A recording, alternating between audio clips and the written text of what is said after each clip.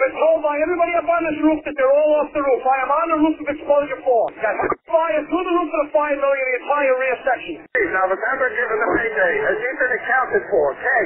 610B. That was the day date. 610B. I'm here. We got a fire. 1.5-story, single-family dwelling. Fire shown from the second floor. Give me a second alarm on this. Up to the top floor. I got people hanging out the top floor windows with a baby. Commercial building. A lot of fire, a lot of smoke. Go ahead and strike a third alarm on my orders on this. Got people on the front fire escape here with windows centered below them. We need somebody up there. Yeah, let them know we got a job. I'm pulling up now. Second alarm, I got a 1-story single-family frame. Heavy fire showing from the attic. So we're using all hands. We got one line stretch, fire on the fourth floor. Second line being stretched. Primary searches are underway. Hey, everybody. Welcome back to our Fire Engineering Podcast, The Command Post. I'm Chief Rick Lasky, along with my good buddy, Chief John Salka. And we've got another great topic for you that we just kind of pulled out of the hat moments ago, like we usually do. Actually, this one, John, is kind of, I think it got me thinking about this topic from FDIC. We'll get to that in a second as to how, but how about FDIC, man? Was this not first of all, I know you told me to stop saying it because you're a modest guy and a humble guy, but I just think it's awesome. Congratulations once again on receiving the Tom Brennan Lifetime Achievement Award. Thank you. What a great week. And your family and everybody. This was one of my, I have great FDICs every year, but this was, maybe it's because we've been off with the full conference for a while. We did a little one in August, but a great week, huh? It was. I had a great time. And especially, like I said, having Dawn and Colleen there for the whole week. Brian, Layla, and Maureen came in, later in the week for 2 days for the presentation, which was great.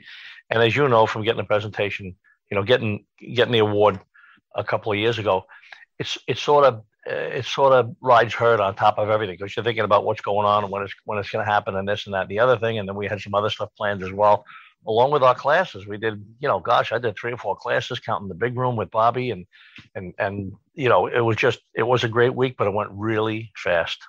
Well, and I will say this, some of my favorite parts of the conference, obviously seeing everybody and teaching with you, seeing you receive your award, seeing your family. You know how much I love Dawn.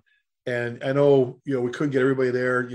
Johnny, his wife, have a newborn, and James is deployed right now and all that. But, seeing Maureen and Maureen's like another daughter to me. And you know how much I love Colleen. There's my other daughter.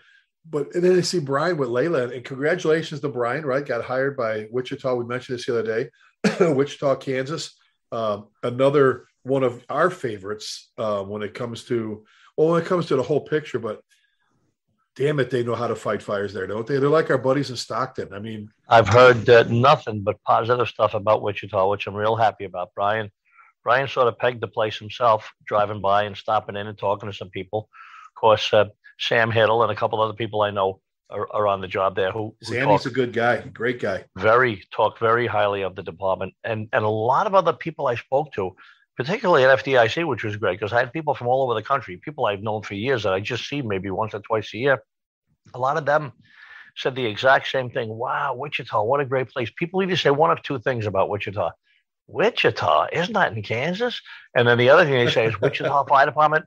Wow, what a great place. They're aggressive. They're busy. What a great shop. What a great fire department. He's going to love it. So it was great. And it was great seeing Brian, talking to him about, he's didn't get sworn in or hired yet, but he passed the whole process. And he was one of the last 2 guys to go through the process for the June. June is the class that he'll be in when he gets actually physically hired. So he's all excited. And the little bit of research I've done and talking to different people, good people, Sam Hiddle for one, is nothing but positive, nothing but positive descriptions of the whole place. I'm sure he'll fit in there really well. Well, and Sammy's like that's like the picture. That's like the role model. When you remember we did a show on our good friend, your favorite company officer, Tim Klett, called "Be Like Tim." If you want to be a great company officer, be like Tim. Mm-hmm. Sam's that guy. It's like you want to be a great firefighter, you want to be a great member of your department, you want to be into the job. The guy goes all over the country training people. They do their classes there. Be like Sammy. I mean, I'm just saying that guy is just right. So I mean, it was so excited for Brian and for Rachel. And then I'll just say this selfishly. I got to sit in the speaker, the green room, and I got to color on your granddaughter with her. She let me color on her little iPad thing, and which made that was cool. I saw that. She's so cool. Golly, man! But she is, and they've had her all over the country when they were traveling around, and she's just for 2.5. She's coming up on 3 years old in August. For a young little girl, young little baby, she's very sharp and very aware of what's going on around her. Yeah. Oh, good God! But what a great week teaching, seeing everybody signing books, and 3 of my guys from Wichita West got to go. Ryan and Chris, my chief and captain, Bender before, and they're hooked. Then Jim Spears, great guy, and he and Kevin Shea are, Jim's a vet, so he's our vet for our dogs and for I think everybody in this whole part of the country. He and Kevin Shea are swapping pictures back and forth with their goats and stuff. But and it's great, when you mentioned earlier this topic that we're talking about, how obviously it's something we've talked about before. It's a mainstream topic. It's something big that people talk about all the time. It's not a very controversial, I don't think, topic, but it's funny how it opened up, and we were doing a big room session, and that young lady came up to the microphone asking about, gee, what do we do? You guys all have a lot of experience. What do we do? And morale is down in my department because we had a new chief come in from the outside, and he's making some changes that some of the fellas and some of the folks are not real happy with, and morale is sort of in the basement right now. And what do we do now? And it was interesting that the 4 or 5 different answers that she got from our panel. Well, it was, and I had to keep reminding myself, this is the first year we've combined. We've had the combined conference with Women in Fire. That's an incredible group, which I'm a dues paying member to every year, and very proud of that. But we took GEMS, and real quick, we've talked about this. What a great marketing plan from Bobby Halton and Diana, because a lot of chiefs have to decide, okay, John, I know you want to go to both conferences, but you got to pick one. We only can pay for flights for one and all that stuff. We all do EMS. Why don't we just put them together and give people one shot, come to the big show? So that worked out great. And a small department could even send a captain from the Bureau of Fire and a captain from the Bureau of EMS together to the same show, share whatever it is, accommodations, or drive there together, or whatever it is, and both be still looking at something different. One guy focusing on his EMS and the other guy focusing on the fire. Well, exactly. So we had different folks there. So I know, for our listeners, we had a young lady step up to the microphone. We were doing our program called After Hours. It's obviously John and I and Chief Bobby Halton, Chief John Norman, and Captain Bill Gustin from Miami-Dade. And we do our discussion. There's no like this. There's no script. There's no agenda. And then we open mic it, and there's some different questions coming up and different stuff. And she came up to the mic, and obviously she's struggling with keeping her passion going, and I think, John, we've all been there. You and I have talked about it. Her struggle was just what you said.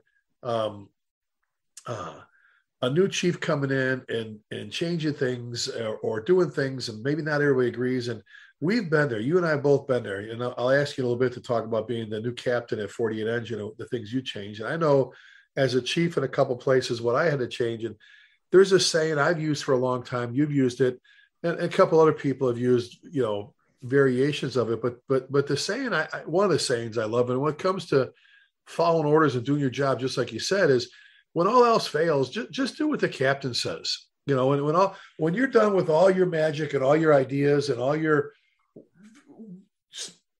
solutions to the problems in the fire service, just do what the captain says, because you and I were there. If we could go back in time, you and I are no different than she was.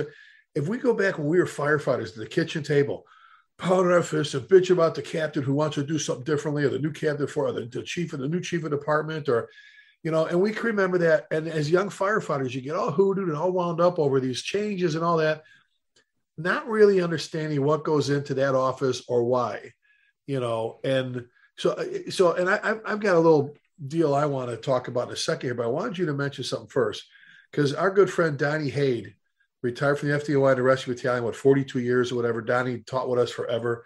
He used to say, John, look, I run a very democratic fire ground. It's my way. We could talk later, we could kiss and make up and have coffee, but I have a job to do, and that's to keep you alive and get you going home to your families, not just tomorrow, but for the rest of your career and when your career is over. But you could take that even further, giving orders in the firehouse, kind of setting a tempo, making decisions. Someone has to do it, or we'd be like that rudderless ship. So you told this story before about being the new captain of 48 Engine with, was it riding assignments or something that you just, you came in, you changed it because you had a different thought process than how they were doing things before, right? Right. I was sitting in the office one afternoon, waiting for a night shift to start. I had come in a little bit early, and I was doing the riding list, which is our little accountability thing. And, right, Captain Salka, Fireman Smith, Fireman Jones, Fireman Tracy, et cetera, et cetera. And I handed out the assignments basically myself based on whatever it is that was going on that night. Maybe it was maybe it was his third month and I wanted to move him up to the nozzle. Maybe there was a truck guy working in the engine that night and I want to make sure I gave him something that I thought he was best suited for. But so there I'm filling out. The door bangs open. In March is one of my all-stars, one of my engine guys coming in early himself for the night tour. Hey, Cap, what's up? How you doing? Hey, Billy, how are you? And we were talking about this and that. And he says, well, I'm getting all my stuff ready. I got the nozzle. I said, hold on a second. What do you mean? He said, I got the nozzle. I said, I'm just doing a riding list right now. I don't have you down for the nozzle tonight. I have you down for backup. He said, no, I get the nozzle. I said, can you explain that to me a little better? Where's this come from? He said, listen, you're new around here. And he was right. I was the new captain. He said, you're new around here. Let me tell you how it goes. I said, go right ahead. He said, the first guy in gets the nozzle. So you know what? If you're coming in for a night tour and you want the nozzle, you make sure you get in early. You leave home earlier. You get out of the pool earlier. You drive away from home earlier. Whatever it is you're doing, and you get into the firehouse first. Nobody else is in. Bang, you get the nozzle. He said that's the way it's been for years. Second guy in gets the backup, et cetera, et cetera. I said, well, that sounds like a pretty interesting operation, but I didn't tell him there's a new sheriff in town. But basically there was, and I said, here's how I want it to be. And I said, you get the backup for the night. He wasn't happy. He sort of was mumbling under his breath when he walked out of the office. It didn't ruin his night or anything, but and that's just a very, very small example of what we're talking about right now. It's a very small example of sometimes you just got to roll over. Sometimes you just got to decide, you know what, I guess I'll go with it. And you know what, it dovetails in with a lot of the other stuff that we talk about, like, do you want to die on that hill? Well, and exactly. And it's just, you walk in, you're the new captain, you've got a different thought process, right? You want to give, like you said, the Proby a chance. And not that the system's been in place. And actually, like you said, it's kind of a cool look. You show up early, guess what you get? If you're the Johnny come lately or Ricky come lately, guess what? You don't get the nozzle. So I can see that as an incentive for those guys. But at the same time, the captain once in a while, in this particular case, yourself needs to flex or change or do something, call an audible and go, that's great, but we're going to do something a little bit differently here. Right. And in your own way, aside from this Proby, I bet you most of the times after that, you move some people around, but the guy that showed up early, and those were usually, like you said, you already said, one of your all-stars, one of your go-to guys. And there's ways you reward people, that come and bust their ass early. Other ways, and I'm sure you took care of, but not, once in a while. I mean, I tell people that's why they give you collar insignias. That's why they give you rank. Rank means something. It's not an ego thing, but someone has to be in charge. Someone has to be the boss. And sometimes you have to change things up and move things around.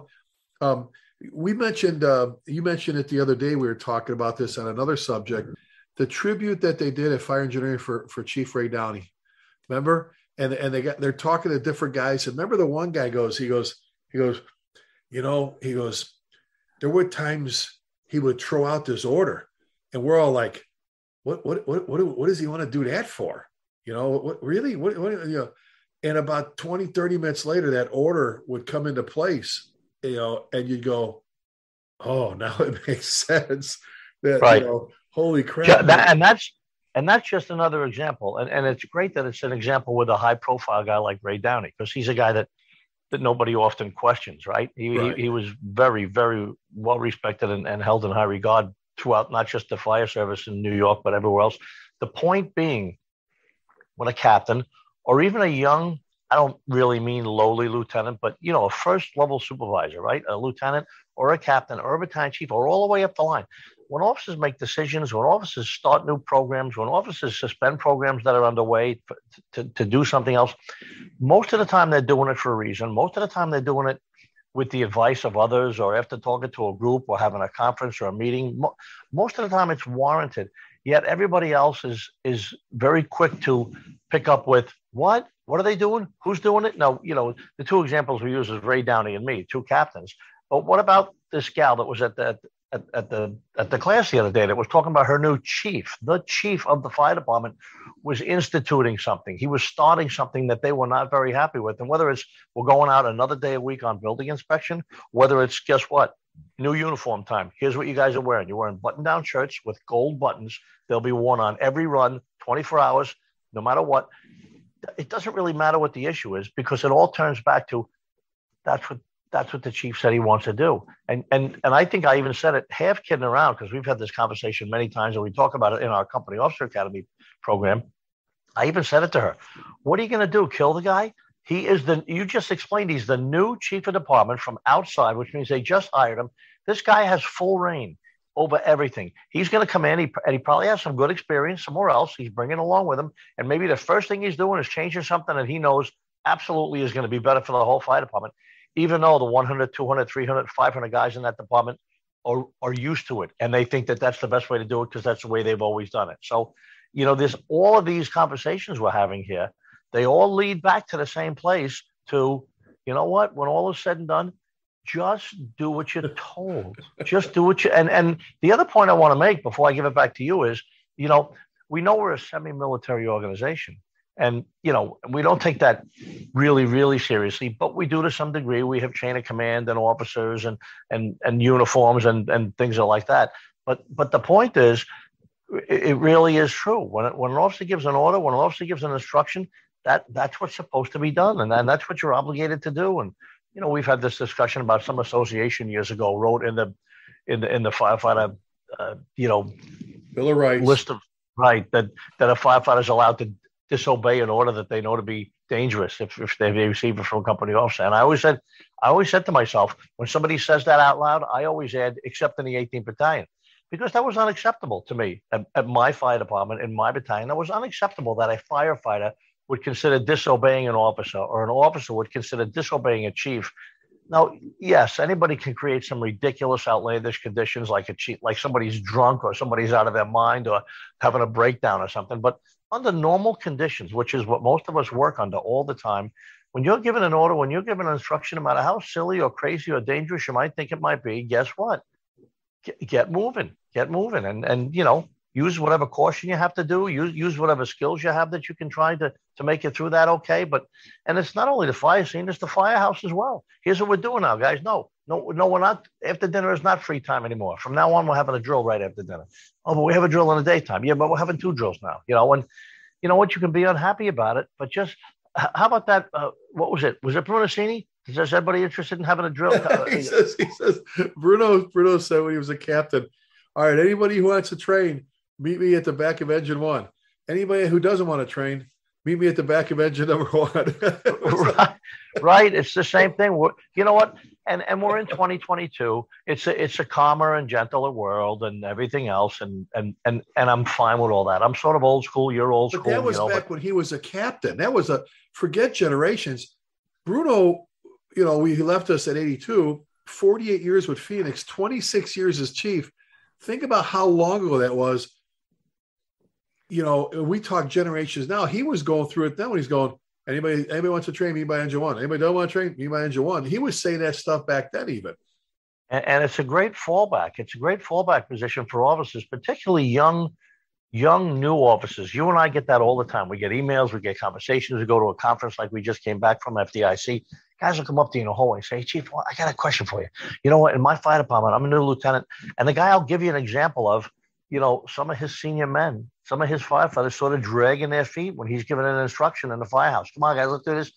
And it takes them twice as long as it should to get out there to get it going. And you know what? It's just not right. It's not right whether it's on a fire ground. It's not right whether it's on a training ground. And it's not right whether it's in a firehouse about what hours of the day we're going to be doing laundry. Or can you wash your personal clothes in the laundry room upstairs that we use for for the uniforms. You know what I'm saying? The issues individually do not matter. The issue is you're on duty. You put the uniform on. Guess what you got to do? You got to conform, and you got to follow instructions when you're on duty, when you're working. I mean, I don't know any other really other way to describe that or say that to everybody.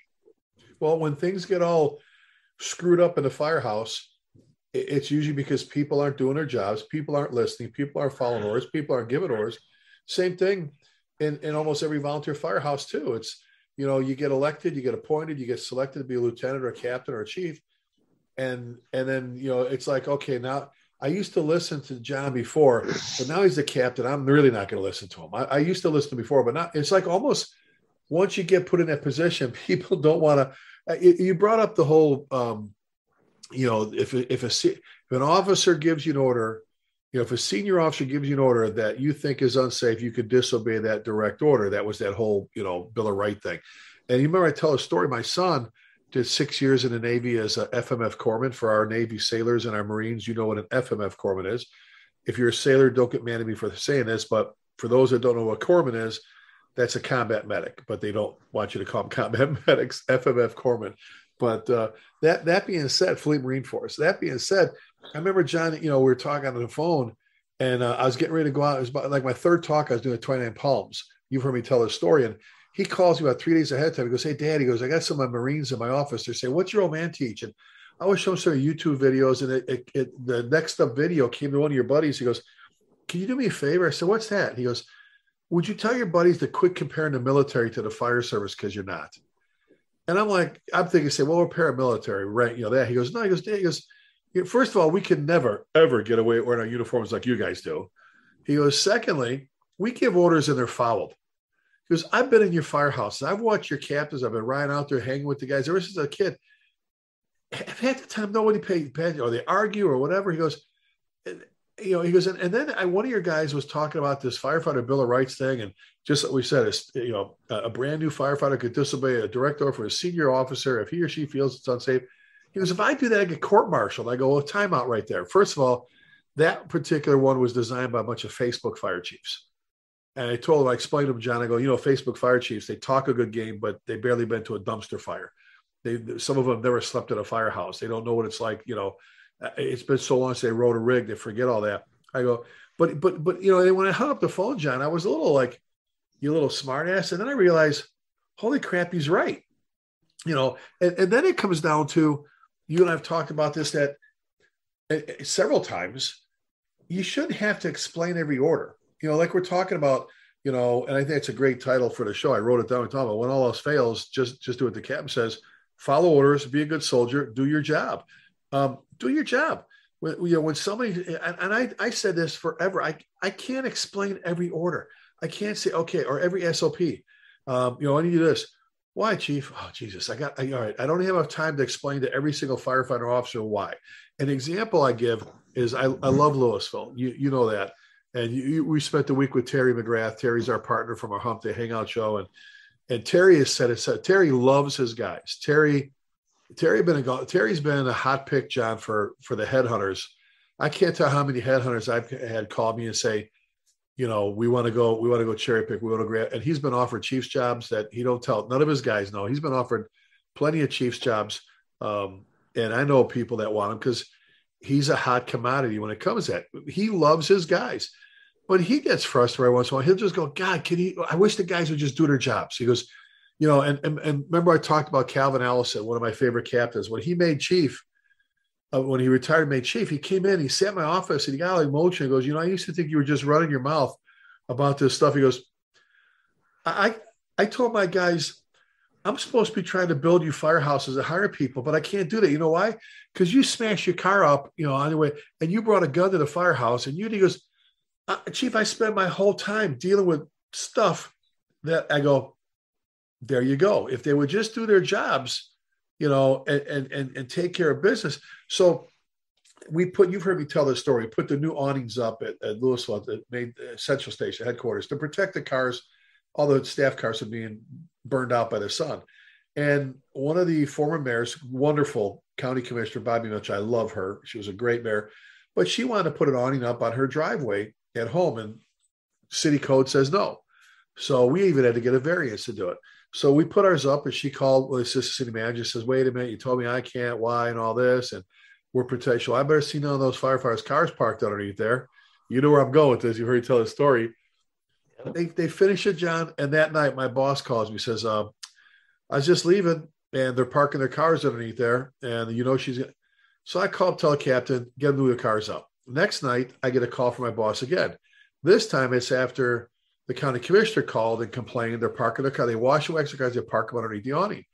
So I call up there, tell the kid. So the third time, he calls me, my boss calls me and says, obviously I have to do your job for you. Now, I wasn't happy. So I zip up to the firehouse and I have a talk. The next day, we're coming back from a line to the funeral, and I look at one of my firehouse. Now, we had a rule that says you can't park your personal vehicle inside the firehouse or underneath on whatever, because under awnings inside the firehouse, if you will, because the guy had a car smoke up one night and, did minor damage to fire. So they said, no more stuff inside. So I'm coming back, and I see the windows all fogged up. He's got his pickup truck inside, washing and waxing. He sees me, he goes, oh, and I just left. So he comes in next day and goes, what's this big deal about the awning? We can't park there. So I explained everything to him. I said, she's calling. He goes, oh, well, now that you explained it to me, it makes sense. And John, I said, why did I have to explain it to you? Why can't you just go, all right, guys, look at Lasky wants this stuff. Look, he's pretty flexible in the rest of this stuff. He doesn't push his others, but there's obviously a good reason.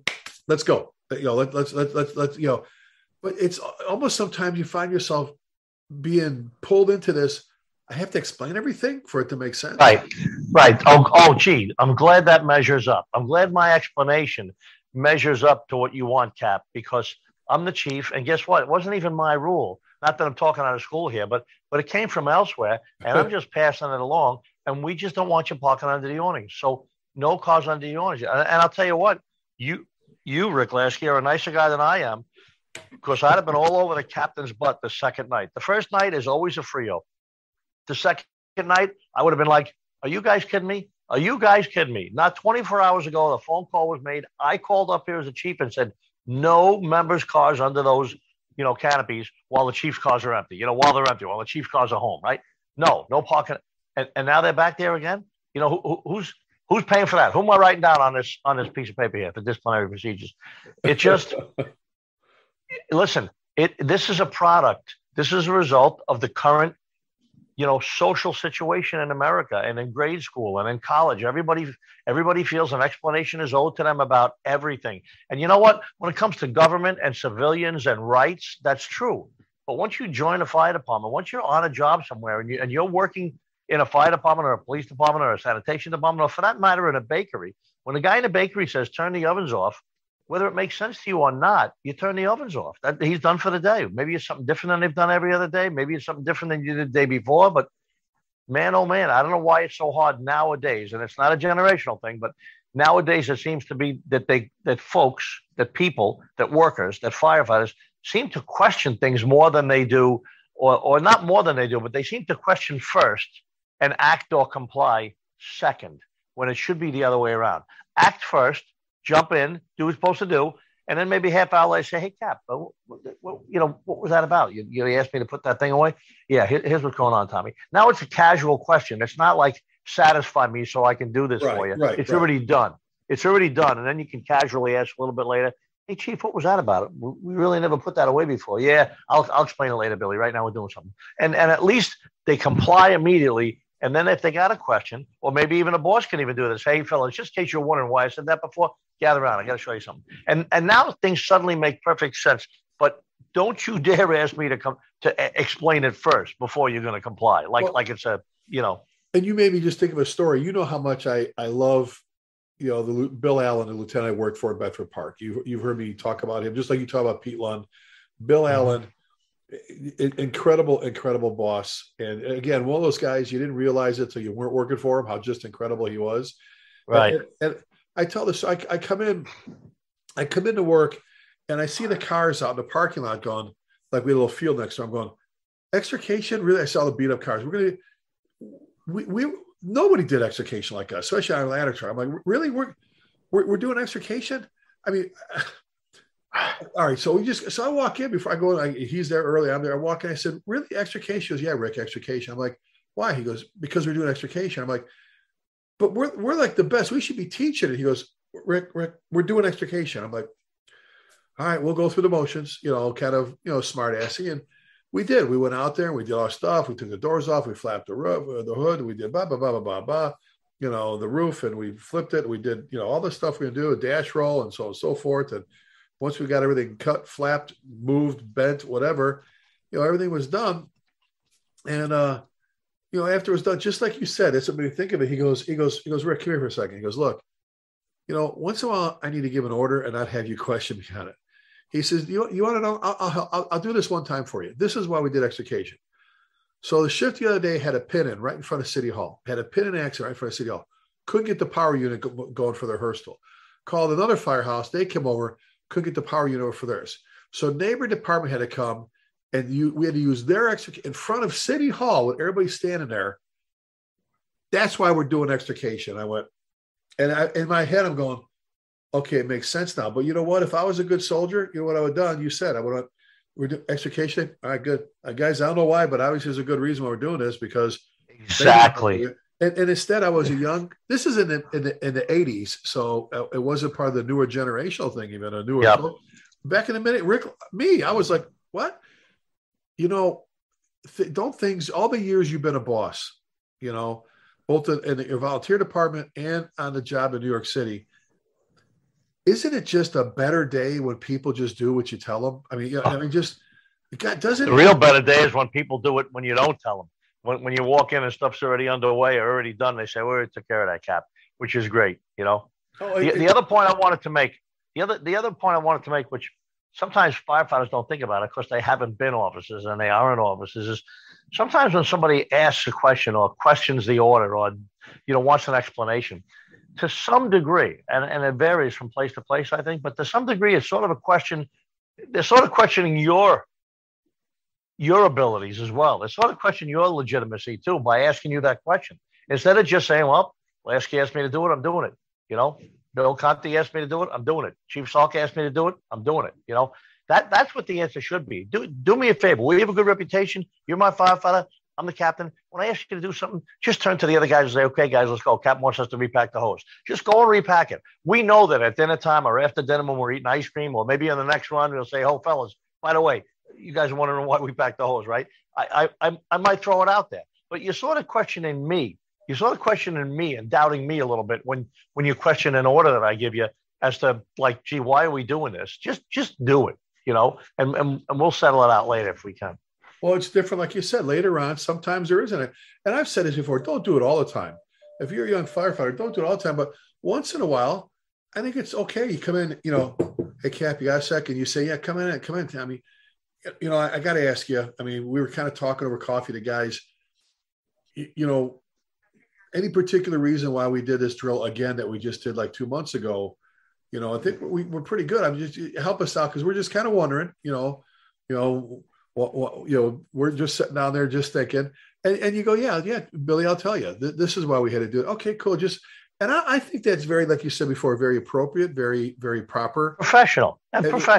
And later on, and you go, okay, not every time. Again, it goes back to what I said before. Please don't ask for every single order, every single SOP to explain. Just do your job, follow orders.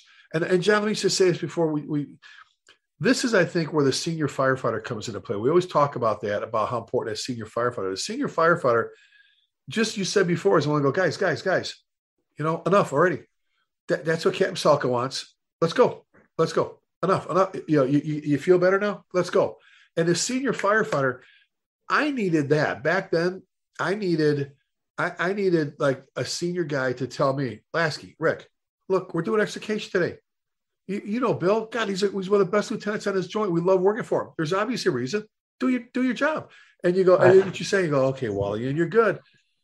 I think the senior firefighters sometimes can come in there and kind of. Oh, they can step in there and really grease the wheels and make things happen for you for sure. Yep. Yeah. So just we're saying, follow orders, be a good soldier, do your job, and again, when all else fails, I like this, whether it's at a fire or in the firehouse where we spend most of our time, when all else fails, just do what the captain says. Just right. At the very least, do that first. Just do it, and then you can always hash it out or ask a question later.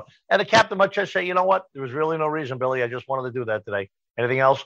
And then that'll be the answer. So whatever it is, it is. Yeah. No, exactly. Well, hey, another great topic, another great show, another great FDIC. You and I are going to be together coming up here soon, a couple different places, and Kansas will be in Great Bend for Cubby Officer Academy. Then we'll be our buddy Marion Blackwell, the chief of Spartanburg. We'll be there for 3 days. It's a fun place. Yeah, God, doing our battalion chiefs, our chief officer school, and then doing a couple programs on day 3. So hopefully, if you're all interested, just zip to our website, zip to my website at chieflasky.com. My calendar has all the classes I do, but especially all the classes that John and I do together. John, if they want to get a hold of you, ask you to come teach a program, or they need something, or chiefjohnsalka@gmail.com. And are you guys still selling the coins for your memorial that you're building? We still are, and you can contact me at that same email if you're looking for a 20-year anniversary 9/11 coin, all the profits of which are being used to build a small monument for post 9/11 firefighter and police officer fatalities. Yeah. Wish more people were doing that. I think we're kind of sweeping that under the rug and forgetting how many people, how many police officers and firefighters, how many civilians have died due to World Trade Center related sicknesses and cancers and that. Yep. Yep. But that being said, you get me at chieflasky@gmail.com. And there's always some great stuff here at fireengineering.com between the podcasts like this and the Hump Day Hangouts. John and I, Scott Thompson, Terry McGrath, and Bobby Halton do the third Wednesday Hump Day Hangout. So always some great topics. We hope we get to see you at FDIC next year or at one of our conferences coming up here. We end all of our shows, no matter what show we do, no matter what venue, with this very important phrase, and that is, please keep the men and women, armed forces, in your thoughts and prayers. And remember, never forgetting means just that, never forgetting. Thank you. God bless you, and talk to you next time. Bye-bye.